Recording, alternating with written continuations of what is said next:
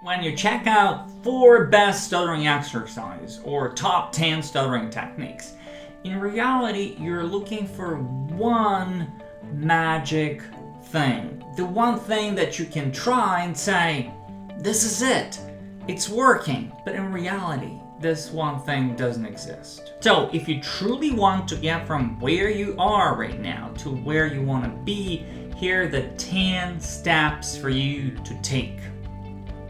All of them.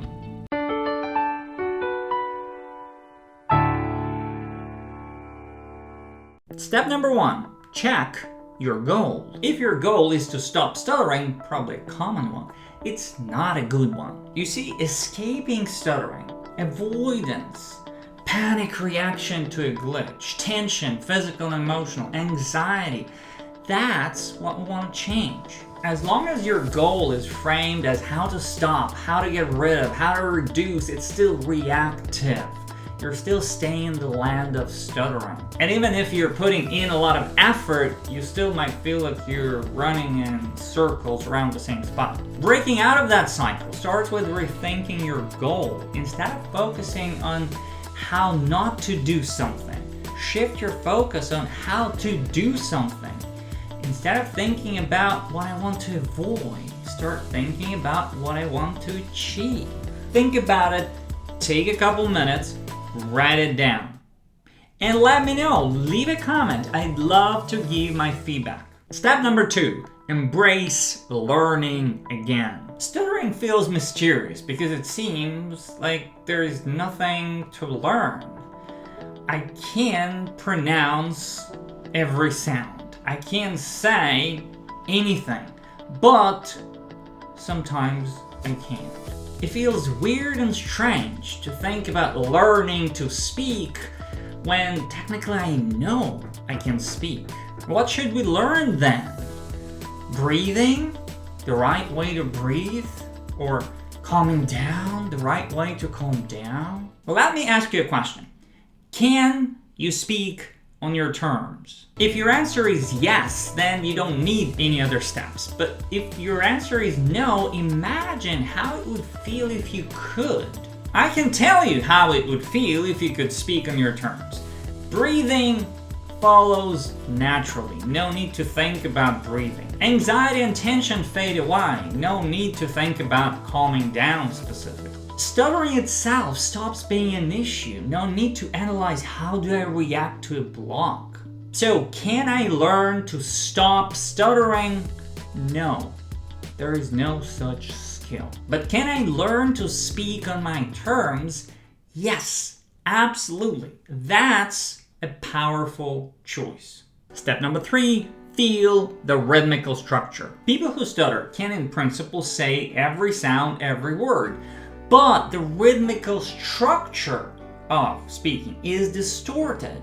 And we can assume there is a neurological predisposition affecting how we hear our own speech, creating a mismatch in this constant loop of speaking and adjusting to the sound of our own voice. The hand technique that I've been using myself as a person who stutters, that I teach my students these days, solves this rhythmical structure problem first of all. And I talk about the hand technique a lot in my videos, and I still hear again and again people say, oh, I understand it's tapping, or it's using gestures, that's awesome. No, it's not tapping, it's not using gestures, it's synchronizing your speaking with pressing fingers on your thigh. At first, it's one finger, one syllable.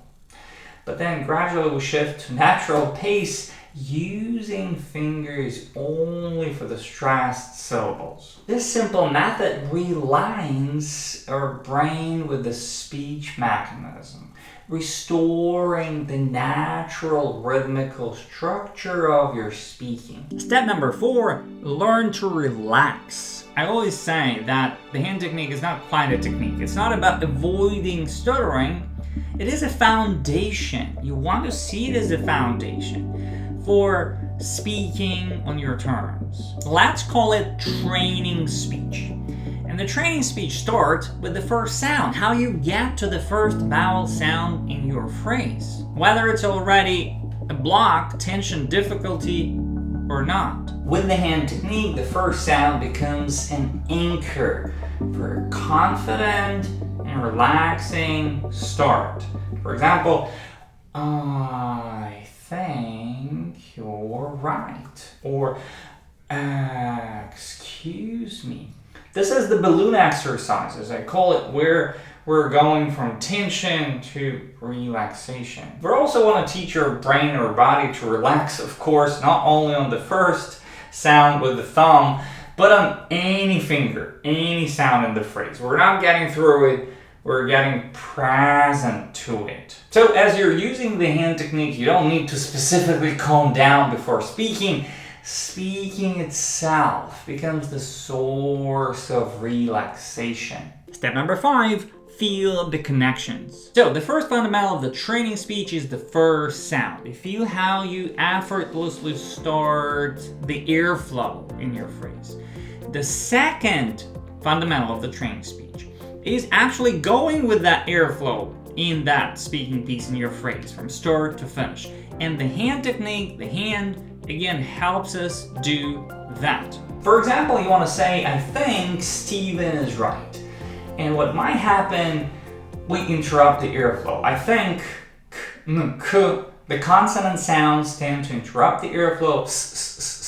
Steven, in Steven might feel like a hard sound. So instead of interrupting the airflow, I think we want to feel we go from the vowel sound to the vowel sound. Thanks, Steve. Thanks, Steven is right. So instead of constantly interrupting the airflow, ba-bum, ba-bum, ba-bum, the hand gives us this foundation to go from the vowel sound to the vowel sound in that speaking piece in a continuous airflow. Step number 6, learn to express. So starting the airflow with the first sound. Going with that airflow in your speaking piece, in your phrase. Those are the fundamentals 1 and 2. Now we need to finish the phrase. That is called splitting. That's the fundamental number 3 of the training speech. And also expression goes here as well. That's fundamental number 4. That's it.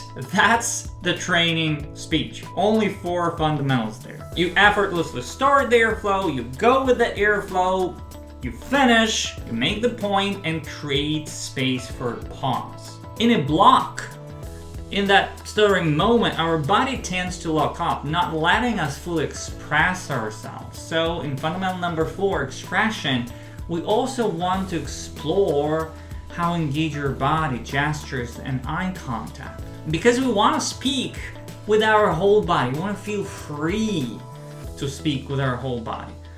We're not speaking just with our mouth.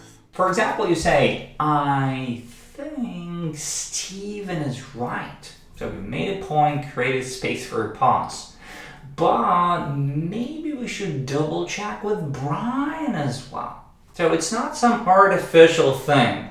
It's not a mere artificial prolongation. It's not imposing some external rhythm or distracting our attention. We just restore the structure of your natural speaking. It's relaxing, it's assertive, and expressive. Step number 7, learn to deal with fear. When I attended my speech therapy as a person who stutters back in the day, I thought that after the initial part of the program, I learned the hand technique, so I finally learned how not to stutter. Isn't that cool? And then they say, now you've learned the hand technique, the training speech, let's go outside, approach some strangers, and ask some questions. And I go like, what? Wait, what? No, I'm not doing it. You see, I thought they should teach me how not to stutter, but at that moment, I vividly realized, like boom, epiphany, that it's impossible as long as I'm afraid. I'm scared to death to talk to other people. I realized that what we really want, what we really need, is to feel truly great and truly enjoy being in the spotlight. And if you're saying right now, oh no, it's not for me, I'm not like that, well, these I am or me statements are merely limiting beliefs. It's a skill you can learn, it's a muscle you can develop. One of my favorite exercises, once you've learned the basics of the training speech, is called a blank piece of paper. So you go live in our small group and the bigger frequent stutter group. We play that, we explore in different settings, different topics, but the idea is you imagine you get on stage, this is the audience, and maybe you want to feel the tension, the anxiety, it's live. So you want to open up, feel truly present, smile, connect with your audience, and then you start saying, hey everyone, I'd like to talk about, and you pick the topic or the question, or I give you the topic or the question, like sports. And then it's blank piece of paper, nothing. You have no idea. You start thinking, bam, ba bam, ba bam, ba bam. Bam, ba bam, ba bam, ba bam, ba bam. And you start talking exactly what comes to your mind. This way, we learn to be truly present and truly enjoy this moment of being in the spotlight, giving yourself permission to think and to connect. Step number 8, get proactive. Let's take a picture of a wolf chasing a rabbit. Seemingly, they do the same thing. They run. But for a rabbit, it's a different emotional state. It's pure stress. It's adrenaline. For a wolf, it's a different set of hormones. It's more goal-oriented noradrenaline hormone. It's more like an excitement, more like fun. Let's take this analogy to speaking. One situation, you're receiving a phone call. You have to speak. You need to speak. There's panic in your eyes. Another situation, you don't have to speak. You're proactively make a phone call using the training speech, recording yourself. Seemingly, it's the same thing. You're just speaking, but it's a totally different emotional state. When you're doing it proactively, openly using the training speech, recording yourself, it's no longer an exam. It's an exercise. It's excitement. It's fun. You're not running away from stuttering. Just the opposite. You're chasing it. And ironically, when you're open, like, come on, where is it? I'm not afraid of you. It is running away. It disappears. The core element of stuttering is what I call the refusal. It's where some part of your brain refuses to cooperate. It kind of runs away, it's not here, even though consciously you might be saying, come on, do it. So the opposite of that refusal is not quite fluency, it's presence. When you truly want it, you feel that excitement about the interaction. And ultimately, that new emotional state about speaking interaction, that's what we want to develop. Step number 9, learn to deal with shame. Stuttering feels like a bad thing, so we try to hide it, which causes tension and anxiety, exactly the emotional state that we want to change. And even if you say, I'm not ashamed of it, maybe even I'm proud of it, well, stuttering doesn't feel great. And some part of you is still in this refusal. Some part of you is still ashamed of it because you're trying to say it regularly, normally, fluently, the way you can't. Stuttering shame has many forms and dimensions. It's a way bigger problem than you think. I would say this is the problem we want to solve. And a great way of solving it is embracing a new identity of a person who is learning the skill of self-expression. When you're openly using the training speech, you're not ashamed of stuttering because the training speech represents stuttering. It's stuttering on your terms / speaking on your terms. You're also not ashamed of working on your speaking. The training speech doesn't make you different. It just opens up your difference. You're not hiding it anymore. You're finally not ashamed of it. You're simply learning to be you, not pretending to be someone else. And ironically, when you give yourself permission to be different, only then you start feeling normal and regular. But more importantly, you start enjoying speaking interaction. Step number 10, enjoy the journey. I hope you see by now that the training speech is not a medication. It's not a pill that you can take to remove the pain for some time. You don't want to just react to the pain. You want to see what we can do so that there is no pain in the first place. In our case, we want to get to the point where there is no reaction to a glitch. Non-stuttering people do have glitches, repetitions, speech impediments in their speaking from time to time. They don't bother, they might not even notice it. So this neutral reaction, that's what we want to develop. If there is a glitch, say it again and just continue. For that, you need to learn to deal with failure. Oh, I stuttered again, or it's not working. So first of all, you want to realize that stuttering is not a failure.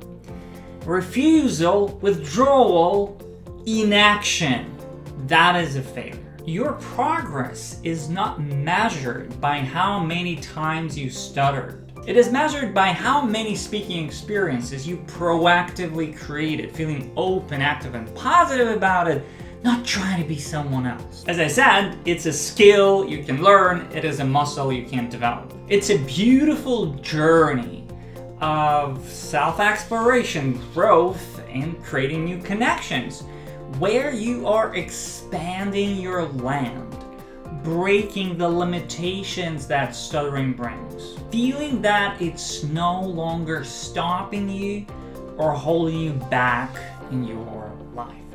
That's what I call freedom from stuttering. Thank you so much for watching. For more videos, subscribe to this YouTube channel. If you want to go deeper into the 10 steps you can take to overcome stuttering, head over to freefromstutter.com and join my free training there. For more interaction, join the Free From Stutter Facebook group. I'll see you in the next video.